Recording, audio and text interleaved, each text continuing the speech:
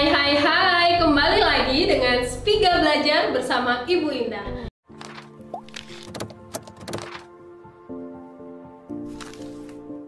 Hari ini kita khusus untuk belajar mengenai IPA. Nah, anak-anak di rumah tahu nggak kalau EcoBrick ini sedang digalakkan hampir di seluruh dunia untuk menanggulangi sampah plastik. Kita tahu sendiri ya bahwa sampah plastik itu merupakan sampah yang susah sekali terurai untuk lingkungan. Ini tentu membahayakan lingkungan kita sekitar. Yang mana EcoBrick ini bisa dimanfaatkan untuk membuat pagar rumah, membuat dinding ataupun YouTube, atau membuat hal-hal lain yang lebih bermanfaat untuk hidup kita.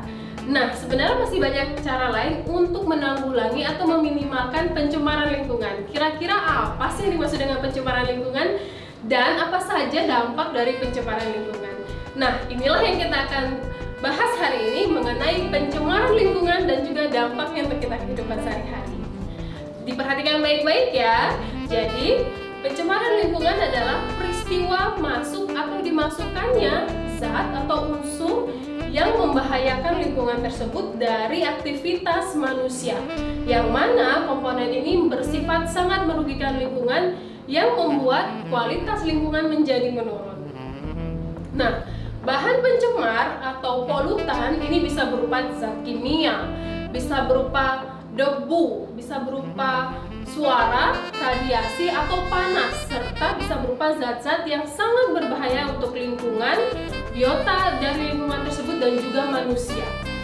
Nah, yang mana misalnya Ibu kasih contoh, karbon dioksida itu dalam kehidupan sehari-hari di bumi ini memiliki ambang batas tertentu. Kalau karbon dioksida itu sangat dibutuhkan oleh tumbuhan, tetapi dengan kadar yang sudah ditentukan, yaitu sebesar 0,33. Tetapi kalau misalnya batas karbon dioksida ini melebihi dari 0,033% di bumi, ini tentu akan membahayakan lingkungan. Inilah yang bisa menyebabkan rusaknya tumbuhan atau rusaknya lingkungan itu sendiri. Mau tahu jenis-jenis pencemaran apa lagi yang membahayakan kita yang ada di kehidupan sehari-hari? Semoga setelah anak-anak mempelajari pencemaran lingkungan ini, anak-anak bisa lebih bijaksana dalam mengolah limbah di rumah tangga khususnya, dan juga tetap menjaga lingkungan ya. Baik, untuk jenis-jenis pencemaran itu yang pertama yang akan kita bahas mengenai pencemaran air. Yang mana pencemaran air ini terjadi ketika penurunan kualitas air yang ditandai dengan perubahan warna, rasa, bau, atau pH. pH ini merupakan kadar keasaman dari suatu perairan. Nah, akibat pencemaran air dapat mengubah struktur dari air tersebut. Ini juga akan membahayakan yang namanya komunitas biota di air tersebut. Sebagai contoh, misalnya, akibat pencemaran air dapat mengubah struktur komunitas organisme yang ada di air ini, yang mana ini akan mengalami, misalnya anak-anak membuang sampah di dalam suatu perairan di dekat rumah anak-anak. Nah, proses pembuangan sampah ini yang berupa sampah organik ini akan mengalami yang namanya proses pembusukan. Proses pembusukan ini memerlukan oksigen untuk pembusukannya, sehingga oksigen di dalam air ini akan semakin sedikit persediaannya akibat dari pembusukan sampah tersebut. Yang mana kalau oksigen di dalam air ini menurun, biota atau organisme yang hidup di air ini akan kekurangan oksigen, yang mana nantinya akan mengalami kematian. Gak mau ya sampah yang anak-anak buang di perairan ini justru membunuh atau membahayakan organisme yang ada di air. Nah, oke, untuk mencari tahu kira-kira suatu perairan ini mengalami pencemaran atau enggak sih, ini bisa dilihat dari 3 sifat air. Yang pertama dari fisiknya. Kita lihat dulu, kalau fisik dari suatu perairan ini mengalami kekeruhan, mengalami perubahan suhu, mengalami rasa atau bau yang dikeluarkan dari air tersebut menyengat baunya, ini berarti air tersebut sedang tercemar. Atau yang kedua, kita melihat dari segi kimiawinya, apakah di dalam air tersebut terdapat zat kimia, terdapat logam terlarut, ataupun terdapat perubahan pH, atau dia terlalu asam, atau dia terlalu basah airnya. Nah, ini juga bisa menjadi indikator bahwa air tersebut sedang mengalami pencemaran. Yang ketiga, kita bisa melihat dari bentuk biologisnya. Apakah di dalam air tersebut terdapat organisme yang membahayakan? Contoh, terdapat bakteri E. coli. Bayangkan kalau suatu perairan ini dipakai untuk masak atau dipakai untuk minum kegiatan sehari-hari anak-anak, ini tentu akan membahayakan karena di dalamnya terdapat bakteri patogen yang membahayakan diri anak-anak. Itu merupakan pencemaran air dan juga dampaknya. Maka itu kita harus tetap selalu menjaga agar kualitas air dalam kehidupan sehari-hari dan lingkungan sekitar tetap terjaga, karena di dalamnya terdapat berbagai macam organisme yang hidup di sana. Baik, tadi kita sudah membahas mengenai pencemaran air. Sekarang kita lanjut ke pencemaran udara. Tahukah anak-anak bahwa kegiatan manusia, baik itu berkendara motor, pembakaran, atau kegiatan industri, ini juga membahayakan yang namanya kehidupan atau kualitas dari udara tersebut, yang mana adanya bahan-bahan atau zat asing di dalam udara ini akan mengakibatkan perubahan komposisi udara dari keadaan normal. Yang seperti Ibu singgung tadi, kalau keadaan normal itu ketersediaan karbon dioksida di bumi ini hanya sebatas 0,03%. Itu merupakan batas normal yang dibutuhkan tumbuhan untuk melakukan fotosintesis. Tetapi karena kegiatan manusia berupa pembakaran, industri, menggunakan kendaraan bermotor, inilah yang akan mengakibatkan tingkat karbon dioksida di bumi ini akan meningkat sehingga terjadilah pemanasan global. Kira-kira apa sih pemanasan global? Nanti kita akan bahas ya. Nah, sebenarnya masih banyak lagi zat-zat atau polutan yang berbahaya di udara itu. Yang pertama ada yang namanya karbon monoksida. Karbon monoksida ini merupakan sumber dari pembakaran batu bara, kendaraan bermotor, rokok atau industri, yang mana karbon monoksida ini akan mengakibatkan, kalau kita hirup ya, yang pertama kita akan mengakibatkan sakit kepala, terus juga sesak napas, kerusakan otak sampai kepada kematian. Yang kedua, nitrogen oksida. Nah, nitrogen oksida ini juga sangat membahayakan, yang mana nitrogen oksida ini dihasilkan dari proses pembakaran sampah, arang, gas alam, dan juga bensin atau minyak bumi yang dipakai sehari-hari. Nah, ini nitrogen oksida ini juga akan mengakibatkan yang namanya sakit kepala, gangguan pernapasan, sampai menimbulkan hujan asap.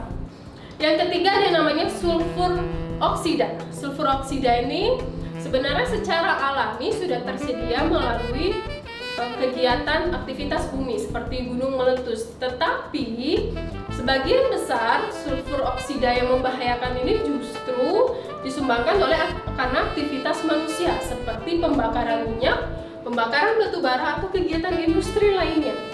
Ini tentu akan menyebabkan hujan asam dan juga kerusakan pada tanaman. Nanti kita akan bahas apa sih kira-kira hujan asam itu. Baik, untuk yang keempat itu adalah CFC atau klorofluorokarbon. Klorofluorokarbon atau yang bisa dengan CFC ini merupakan hasil dari sumbernya merupakan dari pendingin, spray maupun dari foam, yang mana yang biasanya menggunakan sehari-hari dari kulkas, dari pendingin di rumah anak-anak, ini akan mengeluarkan yang namanya CFC. CFC ini akan mengakibatkan pelapisan atau penipisan lapisan ozon. Baik, yang kelima itu ada yang namanya partikel-partikel padat atau disingkat dengan PB. PB ini merupakan campuran bahan bakar kendaraan bermotor. Ini juga akan mengakibatkan atau berdampak buruk pada manusia. Contohnya akan mengakibatkan keracunan timbal, penurunan daya tahan tubuh anak-anak sendiri. Baik, yang terakhir ada karbon dioksida. Karbon dioksida ini merupakan sumber dari pembakaran sampah, gas alam, dan juga dari pembakaran dari bensin itu sendiri. Nah, karbon dioksida ini akan berdampak kepada efek rumah kaca. Ini juga kita akan bahas pada materi kita hari ini. Baik, kita akan membahas yang pertama adalah dampak dari pencemaran udara tersebut ya. Baik, dampak dari pencemaran udara yang pertama adalah hujan asam atau kata lainnya adalah acid rain. Nah, hujan asam ini disebabkan oleh polutan udara yang bersumber dari sulfur oksida dan juga nitrogen oksida. Sebenarnya sulfur oksida dan nitrogen oksida ini sudah secara alami berada di bumi dari akibat aktivitas bumi itu sendiri seperti gunung meletus. Tetapi 50% penambahannya itu berasal dari aktivitas manusia. Ini tentu akan membahayakan lingkungan itu sendiri. Yang mana nitrogen oksida dan sulfur oksida ini akan mengakibatkan hujan asam.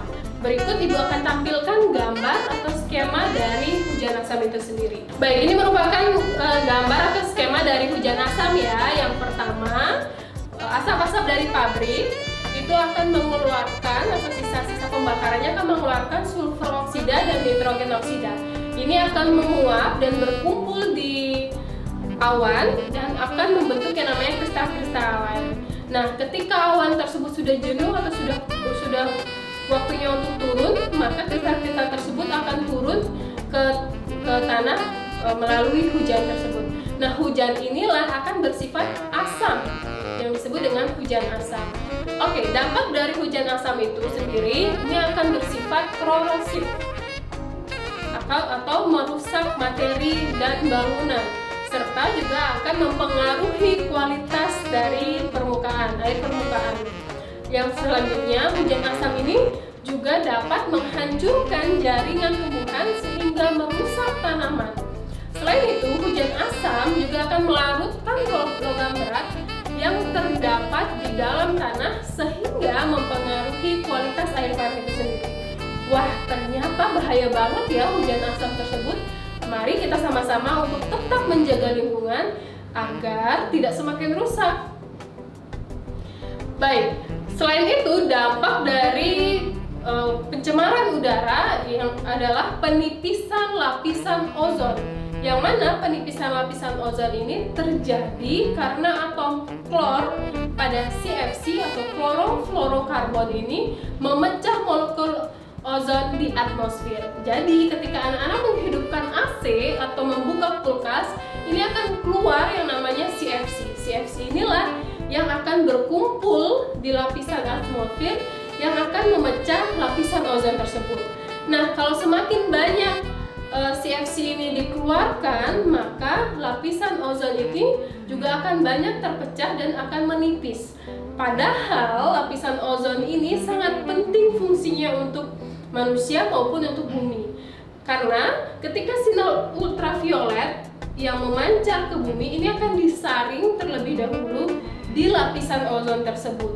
Jadi sinar-sinar yang membahayakan di bumi ini akan disaring oleh lapisan ozon. Tetapi kalau lapisan ozon ini menipis atau lubang, maka sinar ultraviolet ini tentu akan langsung ke bumi tanpa disaring terlebih dahulu. Ini tentu akan membahayakan untuk kita sebagai manusia, yang mana sinar ultraviolet ini dapat merusak. Yang pertama adalah katarak, menimbulkan katarak dan akan memicu yang namanya kanker kulit. Wow, ternyata bahaya sekali ya. Baik, selain itu pencemaran udara yang ketiga itu adalah akan menyebabkan yang namanya efek rumah kaca. Diperhatikan ya foto yang akan Ibu tampilkan. Nah, jadi ini merupakan efek rumah kaca. Ini terjadi akibat peningkatan karbon dioksida, yang mana konsentrasi karbon dioksida yang tinggi akan berkumpul di atmosfer sehingga dia akan membuat yang namanya perisai. Perisai inilah yang sangat membahayakan bagi bumi. Jadi ketika sinar matahari masuk ke bumi, ini biasanya langsung dipantulkan ke bumi ketika bumi itu sudah hangat oleh sinar matahari tersebut. Tetapi karena keberadaan dari karbon dioksida itu, ini akan mengakibatkan sinar matahari yang masuk ke bumi ini tidak bisa dipantulkan keluar, tetapi langsung dipantulkan kembali ke bumi. Begitu seterusnya sehingga bumi yang tadinya hangat oleh sinar matahari menjadi panas karena sinarnya tidak bisa dipantulkan keluar akibat dari banyaknya karbon dioksida yang berada di atmosfer. Begitulah yang dimaksud dengan efek rumah kaca atau global warming. Baik, yang terakhir kita akan membahas mengenai pencemaran tanah dan juga dampaknya. Yang mana pencemaran tanah ini terjadi akibat masuk atau dimasukkannya bahan pencemar yang berasal dari kegiatan manusia maupun proses alam. Contoh, misalnya manusia membuang sampah sembarangan sehingga kualitas tanah yang di atasnya ada sampah ini akan menurun akibat dari sampah plastik tersebut yang tidak bisa terurai, sehingga tanah tersebut akan menurun kualitasnya dan menjadi tidak subur lagi. Atau dari proses alam, misalnya terjadi gunung meletus yang akan mengeluarkan zat-zat atau unsur-unsur yang membahayakan dari tanah tersebut, yang menyebabkan tanah tidak lagi berfungsi sebagaimana mestinya. Itu merupakan pencemaran tanah dan juga dampaknya, yang mana polutan tanah ini berasal dari limbah domestik, industri, dan juga pertanian. Baik, sekian materi dari hari ini. Ibu harap anak-anak bisa paham ya kalau kita sudah membahas mengenai pencemaran lingkungan, yang mana ini merupakan masuk dan dimasukkannya zat unsur yang membahayakan lingkungan sehingga terjadi penurunan kualitas lingkungan tersebut. Kita juga sudah membahas mengenai pencemaran air, pencemaran udara, dan pencemaran tanah. Sekarang anak-anak sudah paham ya bahwa pencemaran itu ternyata semua membawa dampak yang buruk bagi kita dan juga lingkungan sekitar. Baik, sekian penjelasan dari Ibu. Sampai ketemu di Spiga video selanjutnya.